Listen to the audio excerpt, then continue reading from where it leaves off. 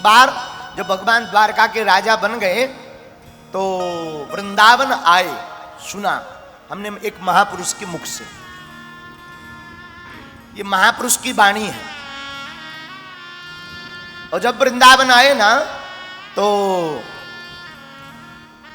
गोपियों को पता लगा, गोपियों ने 56 भोग बनाया, व्यंजन बनाए और गोपियां थाल लेकर के गईं भगवान को मिलने।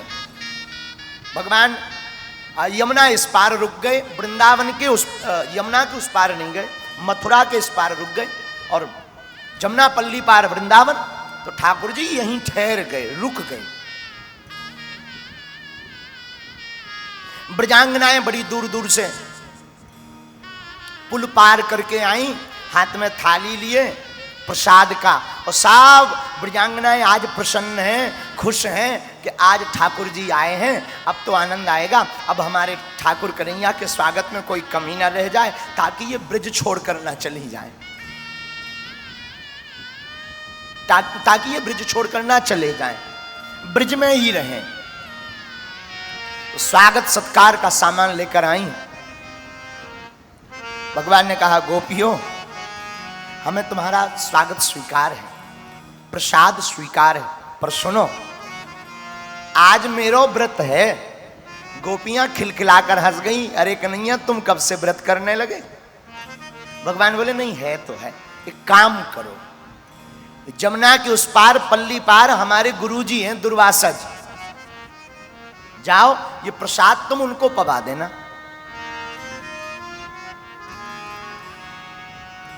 गोपियों ने मन में विचार किया, तव सुख सुखित्वम, जिसमें आपकी प्रसन्नता, देखो प्रेमी वही है जिसमें प्रेमिका, प्रेमी वही है जिसमें अपने प्रेमी की प्रसन्नता हो, वही काम करे, वही सच्चा प्रेमी है।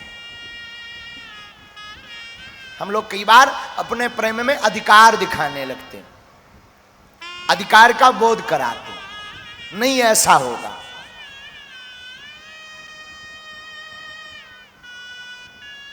तो गोपियां भगवान की बात मानकर यमुना उस पार जाने लगी। तो भगवान ने कहा कि उस तरफ क्यों जा रही? गोपियां बोली, सरकार यहां से गली नहीं है, जमुना जी बह रही एकदम गहरी, आगे से पुल है तो पुल पार करके हम जाएंगे। भगवान बोले, रुको, एक उपाय है। क्या? तुम जाओ और जा, भगवान के तब विवाह हो चुके थे, इसके बाद की बात, 100 वर्ष का वियोग हो चुका था, इसके बाद की यह बात। भगवान ने कहा कि गोपियों तुम जाओ, यमुना जी के पास जाना, हाथ जोड़कर खड़ी हो जाना और कहना कि हे कालिंदी मां, आज तक हमारे भगवान कृष्ण, हमारे कन्हैया अगर पूर्ण ब्रह्मचारी रहे हो तो हमें रास्ता दे दो। गोपियां मुस्कुराई, क्या बोली? सरकार 1-2 ब्याह किए हो तो ठीक है, आप 16,108 ब्याह किए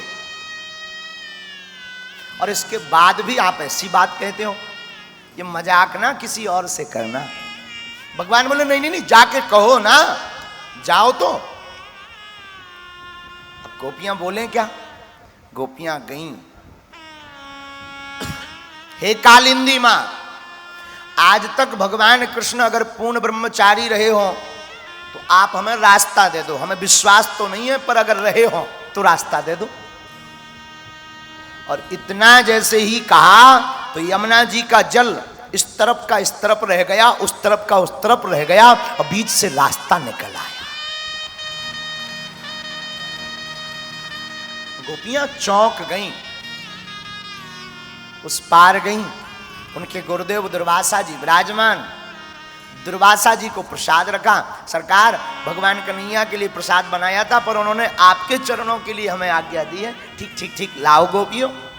और देखते ही देखते पूरी ब्रजांगनाओं की थाली साफ कर गए दुर्वासा जी, एक नहीं छोड़ा।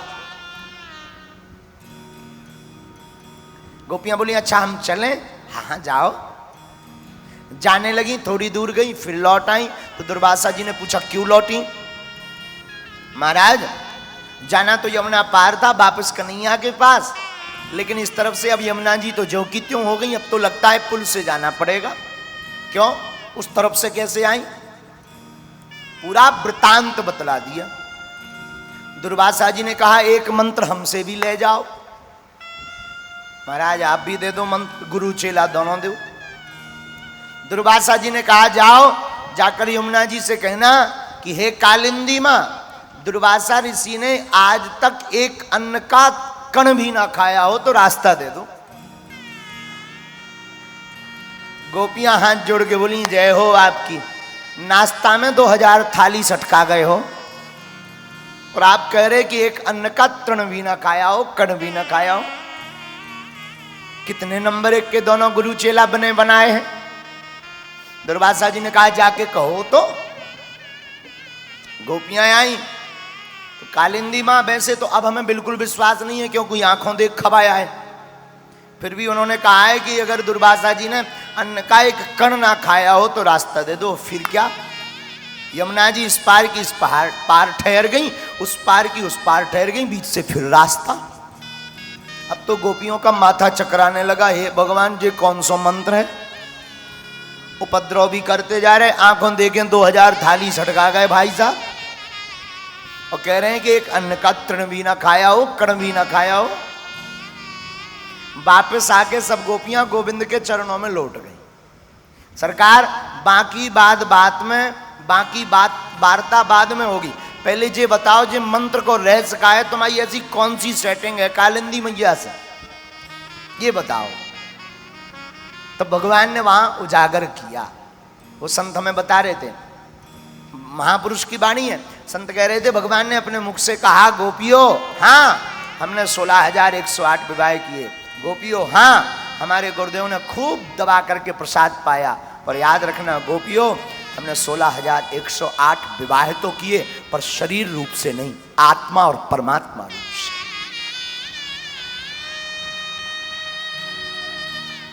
गुरुदेव ने प्रसाद तो पाया, परंतु हमारे गुरुदेव ने जो प्रसाद पाया ना वो शरीर की पूर्ति के लिए नहीं, अब तो भक्ति की पूर्ति के लिए प्रसाद पाया है।